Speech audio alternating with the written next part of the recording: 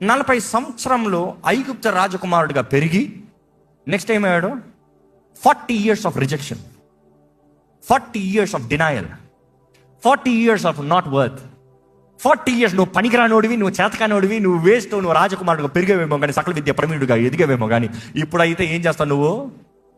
మామగారు ఏం కాసుకుంటావు చెప్పండి? గొర్రెలను కాసుకుంటావు. నీ గొర్రెలు కాదు, మామగారు గొర్రెలని. నీకేం లేదు, ఎవరిదో చేసుకుంటున్నావు. నీదంటే చెప్తానికి ఏం లేదు అక్కడ. కానీ దేవుడు అటువంటి మోషేని మరలా 40 years, 80 yearsకి దేవుడు పిలుచుకుంటున్నాడు. అగ్ని పొదలు వచ్చి మాట్లాడుతున్నాడు, మోషే రా, I have chosen you, I am going to take you. నా ప్రజల్ని విడిపిస్తానికి నిన్ను తీసుకెళ్తున్నాను, రా. చూసి దేవుడు ఒక జీవితంలో ఒక మనిషి నలిగినప్పుడు, ఒకడు ఎప్పుడైతే జీవితంలో నలిగి విరిగి ఇంకా మనుషుల ద్వారా తునీకరించబడుతున్నారో, దేవుడు వారికి దగ్గరగా ఉంటాడంట. కారణం ఏంటి తెలుసా?